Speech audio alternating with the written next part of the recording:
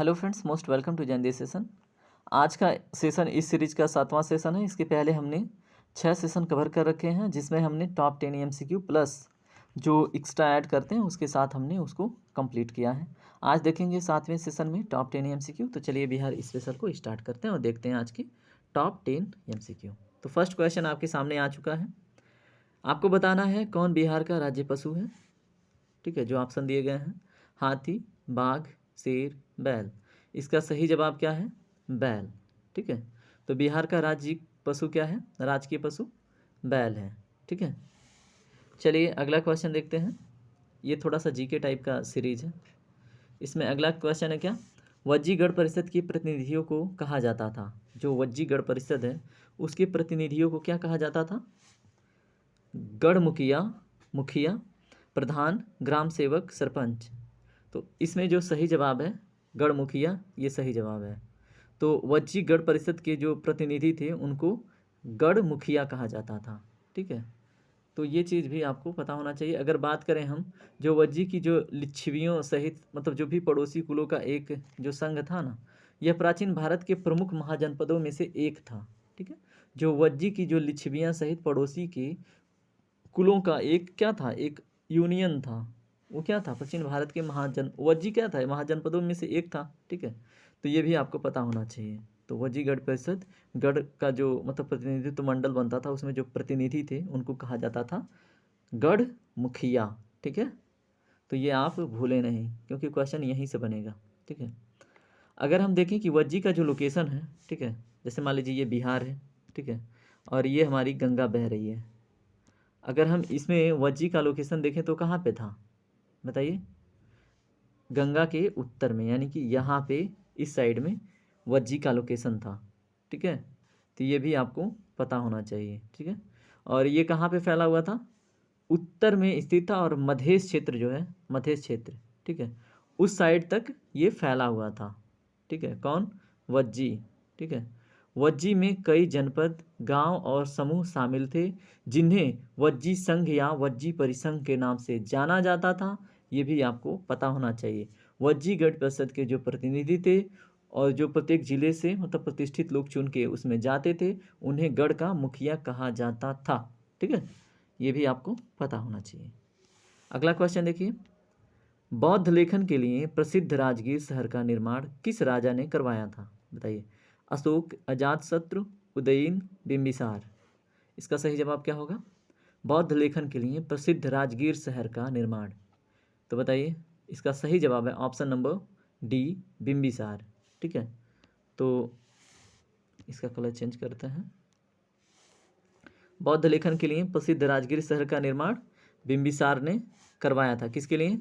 बौद्ध लेखन के लिए प्रसिद्ध राजगीर शहर का निर्माण, राजगीर शहर का निर्माण बिंबिसार ने करवाया था। ठीक है, बिंबिसार किस वंश से संबंधित था? पितृहंता वंश, जिसको हम क्या बोलते हैं? पितृहंता वंश, जिसको हम बोलते हैं हर्यक। ठीक है, तो हर्यक वंश से संबंधित है कौन? बिंबिसार। हर्यक वंश को क्या बोलते हैं? पितृहंता, यानी कि प्रत्येक जो जाते थे वहाँ पे पोस्ट पे, वो अपने पिता को मैक्सिमम लोग मार के गए थे। ठीक है, अगर हम बात करें 5वीं शताब्दी ईसा पूर्व के अंत में जो बिंबिसार थे क्या थे? वहाँ के राजा थे। ठीक है, बिंबिसार 5th AD के लास्ट में, ठीक है, क्या थे? किंग ऑफ क्या थे बताइए? King of Magadh. ठीक है, मगध एक समय में क्या था? बहुत प्रसिद्ध साम्राज्य था। ठीक है, तो 5th AD के लास्ट में मगध के सम्राट कौन थे? बिंबिसार। ठीक है, या राजा बोल लीजिए। ठीक है, तो ये भी आपको पता होना चाहिए और ये इम्पोर्टेंट हो जाता है। वह अपनी सांस्कृतिक उपलब्धियों के लिए जाने जाते हैं। कौन? बिंबिसार। ठीक है, वह बुद्ध का एक महान मित्र और रक्षक। ये बात की जा रही है किससे रिलेटेड? बिंबिसार के बारे में। ठीक है, वो बुद्ध का एक महान मित्र और रक्षक के रूप में उन्हें माना जाता है। क्यों? क्योंकि जो बुद्ध के विचार थे, बुद्ध के जो मतलब मठा वठा थे, है ना, उन चीज़ों को प्रमोट करते थे, उन्हें प्रोटेक्शन देते थे। ठीक है, बिंबिसार को राजगीर शहर का निर्माण करने के लिए जाना जाता था, जो बौद्ध लेखन के लिए प्रसिद्ध है। ठीक है, उसका प्रोटेक्शन इन्होंने किया। इसने इनको बुद्ध का एक महान मित्र और रक्षक भी कहा जाता है। किसको? बिंबिसार को। किस वंश से संबंधित थे? हर्यक। हर्यक वंश को क्या बोला जाता है? पितृहंता वंश। ठीक है, चलिए अगला क्वेश्चन देखिए। थाईलैंड के लोग ज़्यादातर किस धर्म का पालन करते हैं? बताइए। हिंदू धर्म, इस्लाम धर्म, ईसाई धर्म, बौद्ध धर्म। इसका सही जवाब क्या है? बौद्ध धर्म। ठीक है, थाईलैंड के लोग बौद्ध धर्म को ज़्यादा फॉलो करते हैं। ठीक है, थाईलैंड में लगभग 95% आबादी जो है वो किसको मानती है? बौद्ध धर्म को। ठीक है, जो दुनिया में सबसे ज़्यादा आबादी है कहाँ पे? थाईलैंड में बौद्ध धर्म को मानने वाली। सम्राट अशोक ने बौद्ध धर्म को कहाँ कहाँ पे विस्तृत किया था वो आप याद रखिएगा, ये इंपॉर्टेंट हो जाता है एग्जाम के लिए। ठीक है, तो सम्राट अशोक का हम यहाँ पे अशोक लिखते हैं। ठीक है, सम्राट तो वो थे ही। तो अशोक ने कहाँ कहाँ पे इसको विस्तृत किया था? श्रीलंका। ठीक है, ये क्वेश्चन पूछ चुका है और पूछा जा सकता है। श्रीलंका में। उसके बाद कहाँ पे? म्यांमार, जिसको बर्मा बोला जाता था पहले, म्यांमार। और उसके बाद थाईलैंड। ठीक है, उसके बाद चीन में भी, भारत चीन जैसे दक्षिण पूर्व एशियाई देशों में भी इन्होंने फैलाया था। तो श्रीलंका, म्यांमार, थाईलैंड, चीन के आसपास के रीजन में भी अशोक ने बौद्ध धर्म का क्या किया था? विस्तार किया था। ठीक है, चलिए अगला क्वेश्चन देखते हैं। बिहार का कौन सा कृषि जलवायु क्षेत्र सूखा प्रवण है? Zone 2, zone 3B, zone 1, zone 3। इसका सही जवाब क्या है? ऑप्शन नंबर डी, यानी कि जोन 3।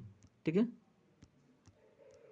तो ये चीज़ आपको पता होना चाहिए। बिहार का कृषि जलवायु क्षेत्र सूखा प्रवण जोन 3 है। ठीक है, अब ये कहाँ पे है? ये जो लोकेशन है, मान लीजिए ये बिहार है, ये हमारी गंगा बहती है, इसका जो दक्षिणी हिस्सा इधर है ना, तो ये गंगा के दक्षिणी हिस्से में है, सदर्न पार्ट में। ठीक है, तो ये भी आपको पता होना चाहिए। ये कौन कौन से लोकेशन है अगर इसमें पूछा जाए आपसे, जोन 3 में कौन कौन से आते हैं, तो यहाँ पे मैं लिख लेता हूँ। ठीक है, जोन 3 में जो आने वाले लोकेशन है या डिस्ट्रिक्ट है, ये कौन कौन से हैं? शेखपुरा। ठीक है, क्या नाम है? शेखपुरा। उसके बाद क्या है? शेखपुरा, मुंगेर, मुंगेर। उसके बाद क्या है? शेखपुरा, मुंगेर, जमुई, जमुई। उसके बाद लखीसराय, लखीसराय। ठीक है, उसके बाद क्या है? भागलपुर, बांका। ठीक है, भागलपुर। और क्या है? बांका। ठीक है, बांका। ठीक है, तो ये किस में आते हैं? जोन 3 में आते हैं और ये कृषि जलवायु क्षेत्र के सूखा प्रवण क्षेत्र में आते हैं। कौन कौन? कौन कौन बताइए? शेखपुरा, मुंगेर। उसके बाद क्या है? जमुई। उसके बाद क्या है? लखीसराय। उसके बाद क्या है? भागलपुर। उसके बाद है बांका। ठीक है, तो ये जोन 3 में आते हैं और एक सूखा प्रवण क्षेत्र में काउंट होते हैं। ठीक है, चलिए अगला क्वेश्चन देखते हैं। क्या कृषि जनगणना 2010-11 के अनुसार बिहार में सिंचाई के लिए निम्नलिखित में से किस स्रोत से अधिकतम क्षेत्र सिंचित हुआ? ठीक है, किससे? सिंचाई के निम्नलिखित में से, नहर से, तालाब से, नलकूप से, कुएं से। तो बताइए बिहार सबसे अधिक किसके द्वारा सिंचा गया? अगर बात करें कृषि जनगणना 2010-11 की, तो ये है ऑप्शन नंबर सी, ट्यूबवेल जिसको बोलते हैं। हम क्या बोलते हैं? ट्यूबवेल, यानी कि नलकूप। ठीक है, जो क्या हो जाता है, मतलब बिजली से कनेक्ट करके एक बोरिंग स्टार्ट कर दी जाती है, ट्यूबवेल, और पानी चलता रहता है। ठीक है, तो ट्यूबवेल था फर्स्ट पे। ठीक है, तो नलकूपों ने अधिकतम क्षेत्र यानी कि लगभग कितना, 55.35 लाख एकड़ की इन्होंने शुद्ध सिंचित किया था। ठीक है, जिसमें 23 पॉइंट यानी कि 23.77 लाख एकड़ का। चलिए हम यहाँ पे बांट के देख लेते हैं। ठीक है, जो नलकूप थे इनके द्वारा कितना क्षेत्र कवर किया गया? 55.35 लाख एकड़। ठीक है, उसके बाद अगर बात आती है किसकी? नहरों की। ठीक है, तो नहरों के द्वारा कितना किया गया? 23.77 लाख। ठीक है, लाख एकड़। ठीक है, तो 23.77 लाख एकड़ 55.35 लाख एकड़ ये नलकूप और नहर से सिंचाई क्षेत्र हैं। ठीक है, अब इसमें देखिए कुओं से केवल 0.3, ये जो कुएं हैं इनसे बहुत कम 0.3 लाख एकड़। ठीक है, अगर हम बात करें किसके, अन्य स्रोत की बात करें, ठीक है, जैसे तालाब वालाब होती है ना, बारिश वारिश, तो उनसे कितने 3.125 लाख एकड़। ठीक है, 3.125 अदर में आते हैं। तो ये चीज़ आपको अगर डाटा पता है तो अगर 2010-11 का कृषि जनगणना पूछी जाती है तो 55 यानी सबसे अधिक पूछा जाता है, डाटा नहीं पूछा जाएगा। तो सबसे अधिक नलकूप, उसके बाद नहर, यहाँ पे अरेंज कर लीजिए क्या है सबसे अधिक, नलकूप इज ग्रेटर देन नहर। ठीक है, जिसको हम क्या बोलते हैं, कैनाल। नहर के बाद किसका आता है स्थान, नहर के बाद आता है कुआं। ठीक है, उसके बाद क्या आता है, अदर। ठीक है, तो ये एक अरेंजमेंट हो सकता है आपके जवाब के लिए, तो ये चीज़ें आप भूलिएगा नहीं। चलिए अगला क्वेश्चन देखिए, मोकामा ताल किस राज्य में स्थित है, उत्तर प्रदेश, हरियाणा, सिक्किम, बिहार।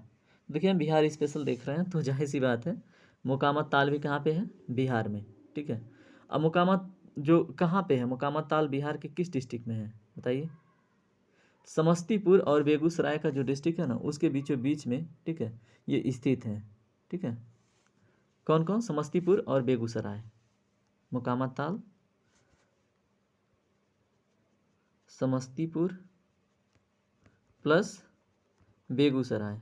ठीक है, बेगूसराय का जो क्षेत्र है, ठीक है, उसको ये अपने अंदर इंक्लूड करता है। ठीक है, अब इसमें कितना क्षेत्रफल आता है, 1000 हेक्टेयर से 1000 हेक्टेयर से अधिक, मोर देन 1000 हेक्टेयर को ये इंक्लूड करता है। ठीक है, अब पटना शहर से इसकी दूरी देखा जाए तो कितना है, अगर इस मुकामा ताल की बात की जाए तो अगर ये पटना शहर है, ठीक है, तो इसकी दूरी कितनी है यहाँ से 75 किलोमीटर।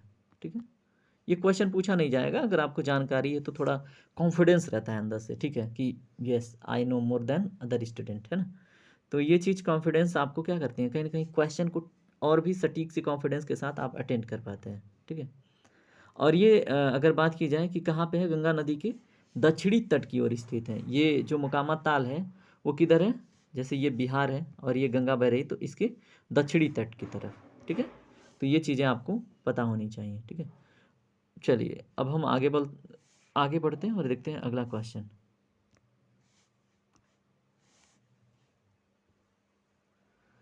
बिहार का पहला रामसर स्थल कौन सा है, राजगीर पहाड़ियों, कंवर झील, खड़गपुर झील, कैमूर रेंज।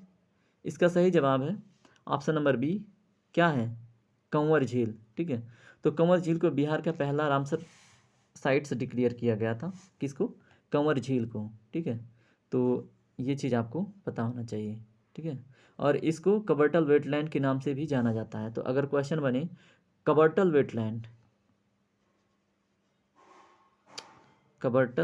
वेटलैंड के नाम से किसे जाना जाता है, तो ये है आपका कंवर झील। ठीक है, और ये कहाँ पे है, क्वेश्चन ये पूछे तो बेगूसराय डिस्ट्रिक्ट में। कहाँ पे है, बेगूसराय डिस्ट्रिक्ट में। ठीक है, और ये एक चीज़ और पूछा जा सकता है, ये मीठे पानी का है या फिर खारे पानी का है। ठीक है, और किस टाइप का लेक है, तो बताइए ये क्या है, फ्रेश वाटर लेक, यानी कि मीठा पानी का झील है। क्या है, मीठे पानी का झील। ठीक है, जिसको हम क्या बोलते हैं, फ्रेश वाटर लेक। ठीक है, और ये क्या है, ऑक्सबो लेक है। ठीक है, क्या है, ऑक्सबो लेक। ऑक्सबो लेक मतलब क्या, जैसे क्या होता है ना कि अगर ना ऐसे रिवर्स मेंडरिंग करती हैं तो मेंडर में ना एक हिस्सा कट के साइड में हो जाता है जो एक लेक का निर्माण करता है। ठीक है, और उसकी स्ट्रक्चर जो होती है वो जस्ट लाइक मतलब जो बैल होता है ना उसके खूर की तरह होता है। ठीक है, इसलिए उसको हम ऑक्सबो लेक बोलते हैं। ठीक है, अगर हम इसका कंपैरिजन करें किससे, अगर हम इसका कंपैरिजन करते हैं जो भरतपुर अभयारण्य है, ठीक है, उससे अगर इसकी तुलना करते हैं तो ये उससे 6 गुना बड़ा है। किससे, भरतपुर। ठीक है, मैं भरतपुर लिखता हूँ, भरतपुर जो फॉरेस्ट है, अभयारण्य है, ठीक है, उसके कंपैरिजन में। ठीक है, ये 6 गुना बड़ा है। ठीक है, ये भी आपको पता होना चाहिए। और इसको मतलब रामसर साइट के रूप में कब घोषित किया गया, तो 2020 में, 2020 में। ठीक है। तो ठीक है, पहला रामसर साइट 2020 में बिहार का डिक्लेयर हुआ, वो है कंवर झील। कहाँ पे है? बेगूसराय डिस्ट्रिक्ट में। सारी बातें आपको अब पता चल गई हैं। ये एक मीठे पानी का झील है और ये ऑक्सबो लेक है। ठीक है, अगला क्वेश्चन देखिए, आधुनिक हिंदी रंगमंच आंदोलन किस वर्ष बिहार पहुंचा? बताइए। 1970, 1960, 1950, 1986। इसका सही जवाब क्या है? ऑप्शन नंबर बी, यानी कि 1960 में। ठीक है, तो आधुनिक हिंदी रंगमंच आंदोलन 1960 में कहाँ पहुंचा? बिहार में पहुंचा। ये चीज़ पता होना चाहिए। एक अभिनेता और एक डायरेक्टर इसमें कौन थे? बताइए। सतीश आनंद। ठीक है, क्या नाम है उनका? सतीश आनंद ने बिहार में आधुनिक हिंदी रंगमंच को विकसित करने में मदद की। जो एक अभिनेता और डायरेक्टर दोनों थे, क्या नाम था उनका? सतीश आनंद। ठीक है, सतीश आनंद। अगला क्वेश्चन देखिए, बिहार का पहला नुक्कड़ नाटक कौन सा था? बताइए। बिहार का पहला नुक्कड़ नाटक, जुलूस, नाटक, तमाशा, रासलीला। इसका सही जवाब है जुलूस। ठीक है, तो बिहार का पहला स्टेट थिएटर प्रोडक्शन जुलूस था। क्या था? पहला नुक्कड़ नाटक, यानी कि बिहार का पहला स्ट्रीट थिएटर प्रोडक्शन जुलूस था। ठीक है, और इसको किसने डायरेक्ट किया था? सतीश आनंद ने इसको 1975 में, ठीक है, जेपी आंदोलन के दौरान बिहार में नुक्कड़ नाटक की शुरुआत की। 1975 में किसने? सतीश आनंद ने। सतीश आनंद, अभी जिनके बारे में हम इसके पिछले क्वेश्चन में देखा था। ठीक है, तो सतीश आनंद जी का रोल रहा है किसमें? बिहार के नुक्कड़ नाटक। ठीक है, चलिए इसमें ठीक है, निर्देशन, कला संगम, ठीक है, सारी चीज़ें। ओके, जुलूस। ओके, इस क्वेश्चन से रिलेटेड आई थिंक इतना पर्याप्त है, इतना ही है ना। चलिए आज का सेशन कंप्लीट होता है। Thank you very much. अगर सेशन पसंद आता है तो लाइक, कमेंट, शेयर, सब्सक्राइब कीजिए। आपका कुछ नहीं जाता इतना करने में, है ना, लेकिन हमें क्या मिलता है? मोटिवेशन मिलता है, और फिर क्या मिलता है? एक टीम बनाने की इच्छा होती है और कार्य करने की डेडिकेशन होता है ना। तो जुड़िए हमसे। टेक केयर, राधे राधे, आपका दिन शुभ हो।